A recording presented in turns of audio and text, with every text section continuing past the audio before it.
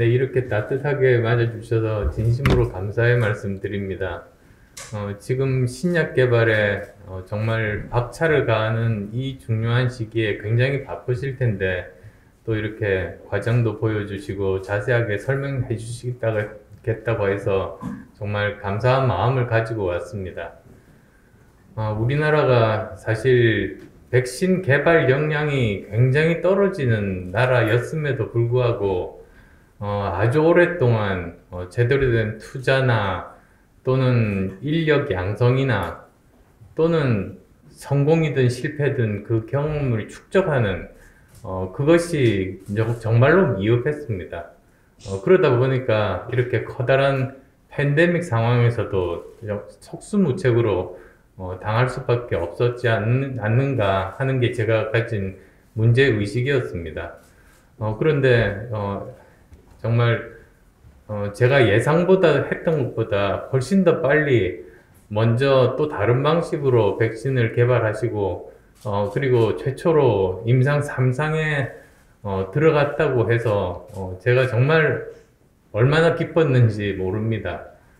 그리고 또 그 방식 자체가 고전적인 그 바이러스 자체를 뭐 죽이거나 또는 약화시키는 방식, 또 다른 이번에 나온 mRNA 방식이 아니라 아예 그 스파이크 프로틴을 만들어서 사용하는 새로운 방식으로 접근하신다고 해서 기대가 사실은 더 컸습니다. 제가 최근에 제 1차 공약으로 발표한 것이 바로 G5 선진국에 들겠다는 그 공약입니다. 즉 기술 중에서도 사실 1등, 2등 차이가 별로 나지 않으면 언제든지 뒤집힐 수 있지만 그 격차가 따라올 수 없을 만큼 큰 격차를 유지할 수 있으면 그걸 초격차라고 부르는 건 아실 겁니다.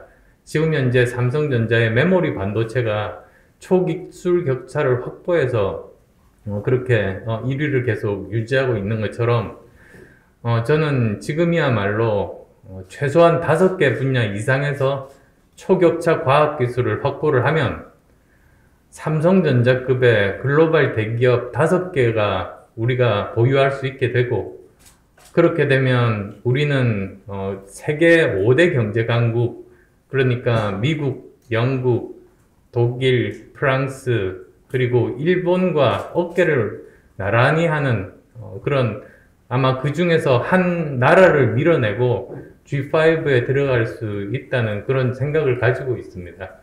우리는 충분히 지금 과학기술력들을 가지고 할 수 있는데 그 제가 고른 그 5가지 분야 중에 한쪽이 바로 이 바이오 테크놀로지 분야입니다. 워낙에 지금 팬데믹도 이제는 5년이 아니라 3년 만에 한 번씩 올 수도 있다는 그런 이야기들도 있지 않습니까? 지난번 이명박 대통령 때 신종플루, 그리고 박근혜 대통령 때 메르스, 그리고 문재인 대통령 때 이렇게 코로나19였지만, 그러면 다음 대통령 재임 기간 동안은 반드시 한 번 또는 2번 지금까지 경험해보지 못한 이런 감염병이 결국은 또 유행할 가능성들이 굉장히 높습니다.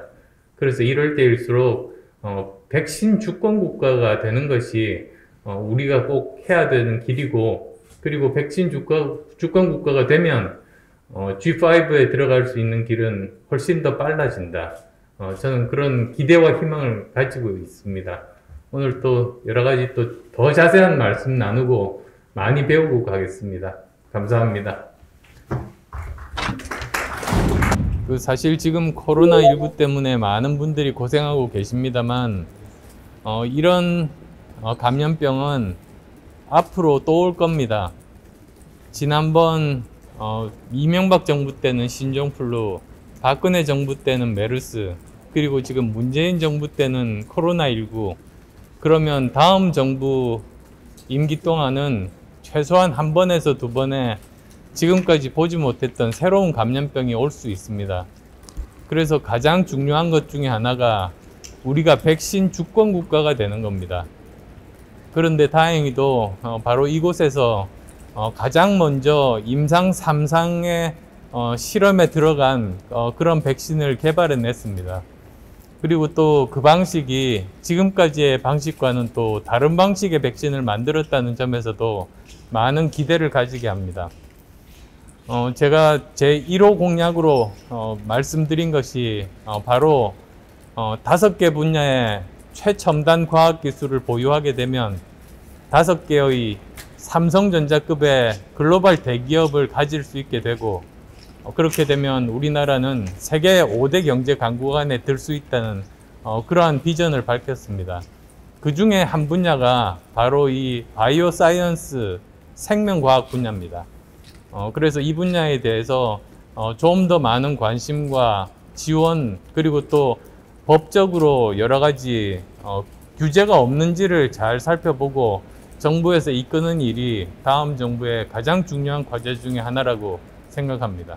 그 현장을 직접 봐야지 거기에서 어떤 어려움을 겪고 있는지, 그리고 또 현장에서 일하는 연구원들을 만나서 직접 대화를 해봐야 실상을 제대로 알 수가 있지 않습니까? 저는 모든 문제는 현장에서 해결하는 그런 식으로 평생 일을 해왔습니다. 따라서 이런 분야도 직접 공장도 살펴보고 연구원들도 만나서 이야기를 해보고 지금 그렇게 하고 있습니다. 그리고 저는 여러 분야의 그런 전문성이 있지 않습니까? 이런 그 생명과학 분야에서도 뭐 제가 박사학위를 받았었고, IT 분야에서도 제가 회사를 창업해서 경영한 경험이 있고, 그리고 지금 현재 전 세계 기술의 그 흐름에 대해서 누구보다도 잘 이해하고 있기 때문에 직접 연구원들과 대화가 됩니다. 함께 그 토론이 가능합니다. 그래서 저한테는 훨씬 더 이런 방법이 편하고 그리고 또 정확한 방법입니다.